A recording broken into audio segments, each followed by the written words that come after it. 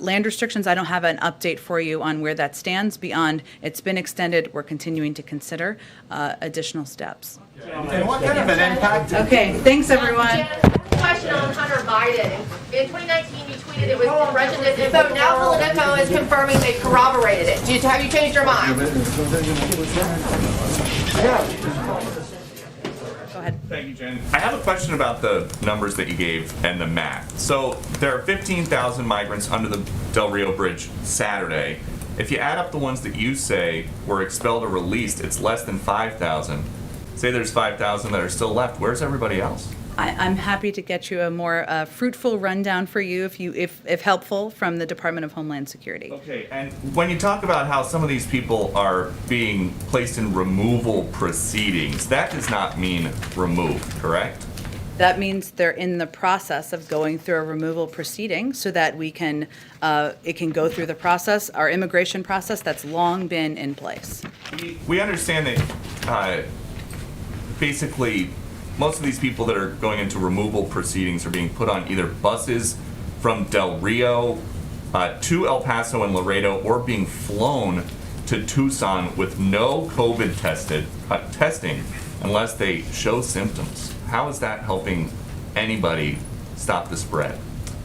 Again, we have a protocol and process in place as it relates to COVID in terms of testing and quarantining, and also vaccines are provided for a range of migrants by our partner organizations in the region. What is happening now is that, as I outlined yesterday, is that if individuals cannot be expelled under Title 42, they are placed in removal proceedings, as you referred to. That may require them being placed in ICE detainment facilities, or it may require being given a notice to appear, where biometric data and other data is taken.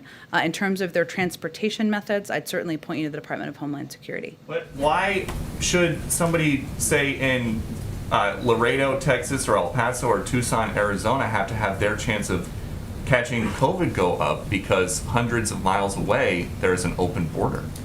Well, there certainly is not an open border. We are continuing to employ our immigration proceedings and process and restrictions at the border, and that includes the implementation of enforcing Title 42, which is an authority, a public health authority. It includes moving people into either a process for expedited removal or removal proceedings. That is our immigration process that we are proceeding underneath. Just a final follow-up. You say the border is not open, but we're told by our teams on the ground, you guys are releasing pretty much all family units, couples where the woman says that she is pregnant, or single women who say that they are pregnant, and that nobody actually has to take a pregnancy test unless they want to. So Are you suggesting you don't believe when women say they're pregnant? Is that a big issue, we think, at the border? I am not in charge of keeping the border secured. Do you guys think are. Pregnant women are posing a big threat to the border? You tell me. To the border communities? You Is that a tell big me. issue? You tell me. I'm not aware of pregnant women being a big issue of concern to people at the border.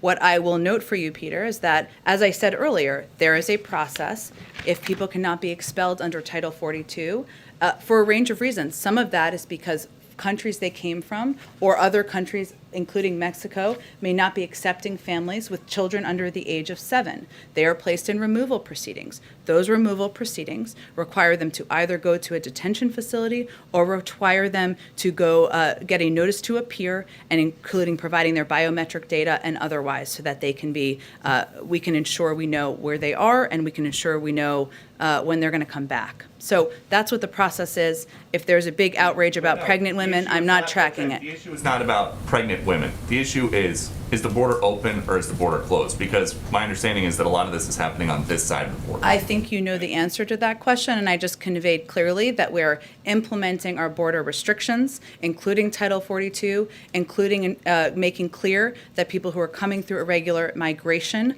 this is not the time to come, and they will be placed in removal proceedings. Go ahead.